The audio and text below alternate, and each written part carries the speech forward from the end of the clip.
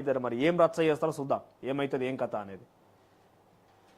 Right, ఇక వివిధ వార్తాపత్రికలు వచ్చిన డీటెయిల్స్ చూస్తే కనుక హేమ మళ్ళీ అరెస్ట్. రేవ్ పార్టీ కేసులో కీలక పరిణామం. పార్టీలో హేమ డ్రగ్స్ తీసుకుంది తేల్చేసిన బెంగళూరు పోలీసులు.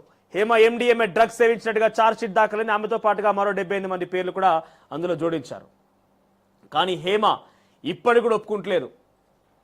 మా లాయర్ నాకు ఫోన్ చేసిండు, బెంగళూరు పోలీసులు ఛార్జ్షీట్ ఫైల్ చేస్తారని చెప్పి నా పేరు లేదంట, నాకు నెగిటివ్ వచ్చిందంట, దాంట్లో నేను హ్యాపీ ఇప్పుడని చెప్పి మళ్ళీ ఒకసారి బుకాయించే ప్రయత్నం చేస్తుంది. కానీ బెంగళూరు పోలీసులు మాత్రం హేమ ఎండిఎంఏ డ్రగ్స్ తీసుకున్నట్టుగా నిర్ధారించినట్టుగా ఛార్జ్షీట్ ఫైల్ అయినట్టుగా తెలుస్తోంది.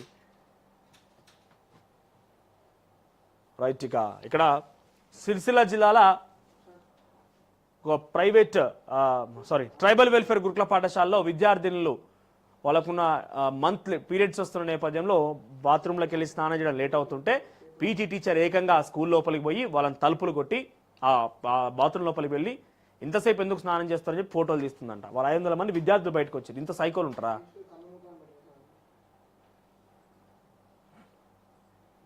ఇప్పటికే కౌశల్ రెడ్డి గురించి మాట్లాడుకున్నాం, ఇంతకు మించి మనం మాట్లాడుకుంటే పెద్ద ఉపయోగం ఏం లేదు కాబట్టి అయిపోయింది, చాలా క్లియర్గా చెప్పాల్సిందని చెప్పేసినాం. ఇక వివిధ నాయకుల వర్షం ఏంటంటే దాడి ఘటనతో కాంగ్రెస్కు సంబంధం లేదు చెప్పి ఇది కూడా విషయం చెప్పాను నేను. సంబంధం లేదు, కానీ ప్రభుత్వంలో మీరు ఉన్నారు కాబట్టి ఆ రోజే అరకపూడి గాంధీని స్టార్ట్ అయినట్టు మీకు తెలిసిన ఇంటెలిజెన్స్ తెలిసిన తర్వాత అడ్డుకోవాలి కదా. ఆ స్థాయి దాకా వచ్చి అక్కడ సామాన్య ప్రజానీకం ఏమైనా ఇబ్బంది పడి ఉంటే, అపార్ట్మెంట్లో కౌశిక్ రెడ్డి ఏం లేడు, ఇతర పక్కన వాళ్ళు ఇబ్బంది పడి ఉంటే, వాళ్ళకి ఏమైనా గాయాలయ్యి ఉంటే ప్రభుత్వం ఫెయిల్యూర్ కూడా ఉంది కదా ఇక్కడ. మీరు అక్కడి దాకా అలో చేసినప్పుడు అర్థమైంది మీరు ఏ రకంగా ఎంకరేజ్ చేశారు అనేది. సో ఇక ఈనాడు విషయానికి వస్తే రుణాలపై రాష్ట్రాలకు స్వయం ప్రతిపత్తి ఉండాలి. కేంద్ర పన్నుల్లో వాటాను 50% పెంచాలి. డీలిమిటేషన్ దక్షిణాది రాష్ట్రాల ప్రాతినిధ్యాన్ని పరిరక్షించాలి. ఆర్థిక మంత్రుల సదస్సులో ఉప ముఖ్యమంత్రి బట్టి విక్రమార్క. సో రాష్ట్రాలకి రుణాలు అంటే లోన్స్ ఇవ్వడం పెంచాలి, తర్వాత వాటా 50%, 41%గా ఉందని ఇప్పుడు దాన్ని సుమారుగా 9% పెంచి 50%గా కేంద్ర పన్నుల్లో వాటా కల్పించాలన్నట్టుగా ఇప్పటికే ఇక్కడికి వచ్చినటువంటి ఆర్థిక సంఘ నిపుణులను కూడా పరహార ఆర్థిక సంఘానికి సంబంధించినటువంటి ఆ చైర్మన్ కూడా వాళ్ళు వినతించి ఇచ్చి రాష్ట్ర ప్రభుత్వం తరఫున నిన్న ఆర్థిక మంత్రులకు సంబంధించినటువంటి భేటీలో డిప్యూటీ సీఎం బట్టి విక్రమార్క కూడా పాల్గొని ఇదే మాట చెప్పిండట. ఇక కారుణ్య మూర్ఛార్పణం, సింగరేణి మెడికల్ ఇన్వాలిడేషన్ సర్టిఫికేట్ల దందా, ఒక్క ధ్రువపత్రానికి 4 నుంచి 10 లక్షల వసూలు. దళారుల అక్రమాలపై సిఐడి నివేదిక. ఏముంటుందంటే అక్కడ అన్ఫిట్ చేయడానికి ఫస్ట్ డబ్బులు తీసుకుంటారు. తండ్రి జాబుని కొడుకు రావడమే కారుణ్య నియామకం.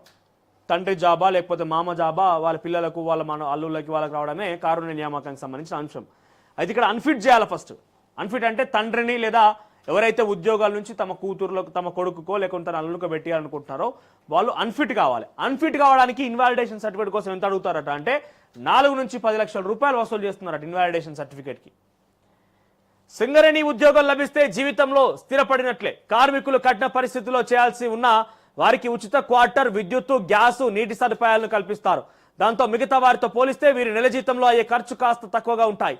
అందుకే ఉద్యోగులు తమ వారసులను ఇందులోనే ఉద్యోగాలు తెచ్చుకోవాలని ప్రోత్సహిస్తూ ఉంటారు.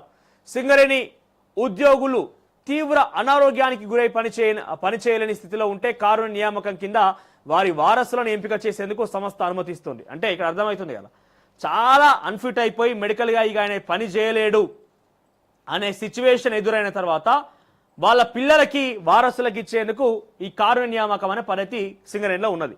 అయితే దీన్ని ఆసరగా చేసుకొని పెద్ద ఎత్తున అక్రమాలకు